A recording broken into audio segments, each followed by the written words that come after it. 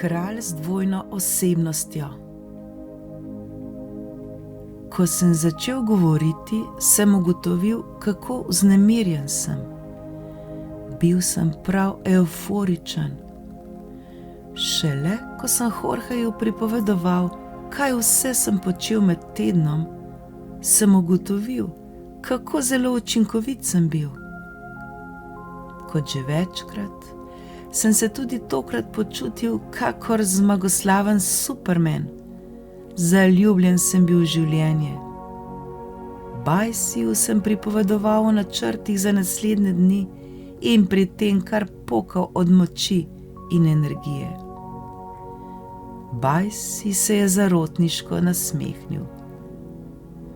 Kot vedno se mi je tudi tokrat zdelo, da razume moja čustva, pa naj so bila ta kakršnakoli že. Da sem svoje veselje lahko delil s Jorgejem, je bil še dodaten razlog za mojo srečo. Vse mi je šlo kot po maslu, zato sem še naprej koval načrte. 2 življenji ne bi zadoščali, da bi naredil vse, kar sem si zastavil. Ti povem zgodbo? Je vprašal. Priznam, da sem le stežka prisluhnil. Takole pravi. V daljni deželi je nekoč vladal zelo mogočen kralj.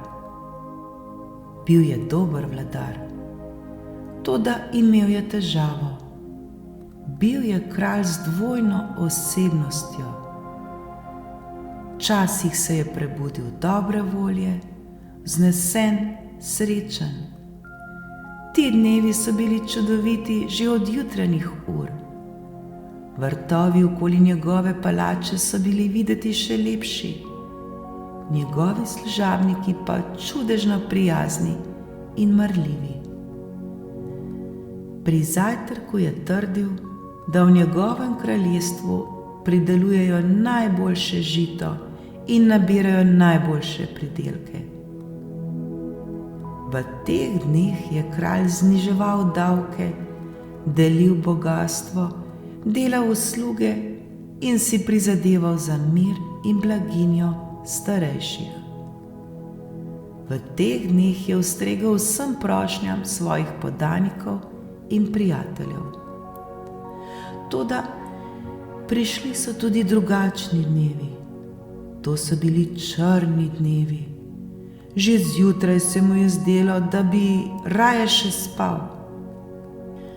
Toda, ko je to ugotovil, je bilo prepozno in zaspanost ga je minila. Naj si je še tako prizadeval, ni mogel razumeti, zakaj so njegovi služabniki tako zelo slabe volje in zakaj mu nikakor ne znajo ustreči. Sonce ga je motilo še veliko bolj kot dež.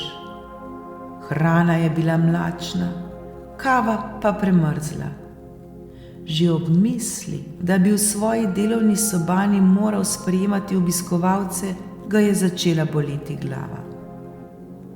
V teh dneh je kralj razmišljal o obljubah, ki jih je dal, in skrbelo ga je, kako jih bo izpolnil.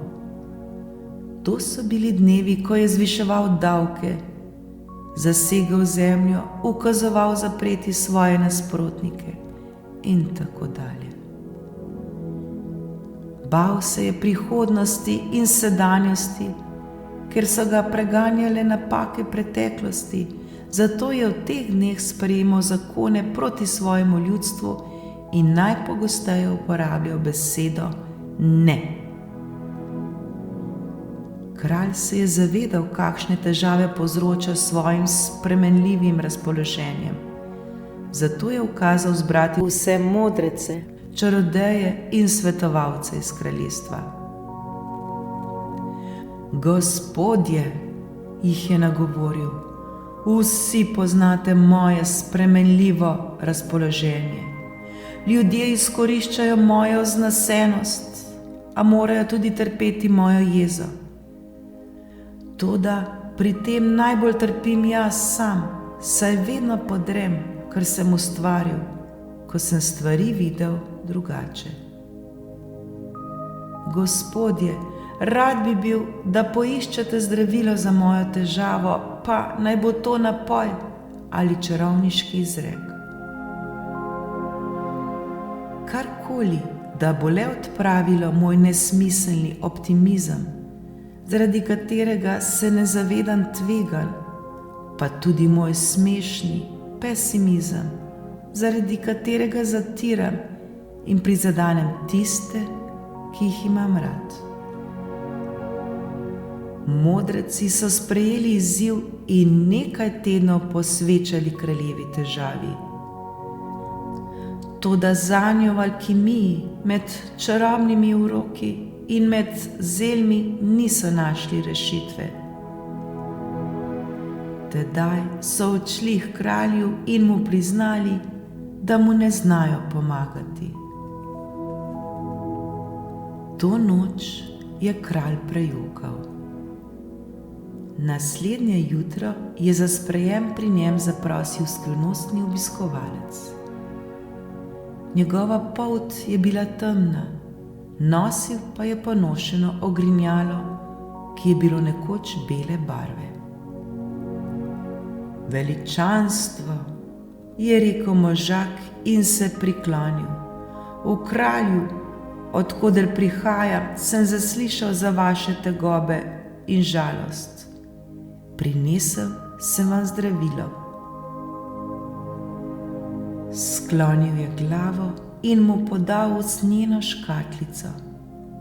Kralj je bil presenečen, z upanjem jo je odprl, v njej pa je bil le srebrn prstan. Hvala, je navdušeno rekel kralj. Je to čudežni prstan? Res je odvrnil prišlek, a njegova moč se ne udejani, če ga le nataknete na prst. Vsako jutro morate takoj, ko vstanete, prebrati napis na njem in se spomnite teh besed vsakič, ko ga pogledate. Kralj je vzel prstan in glasno prebral: Zavedaj se, da bo tudi to minilo.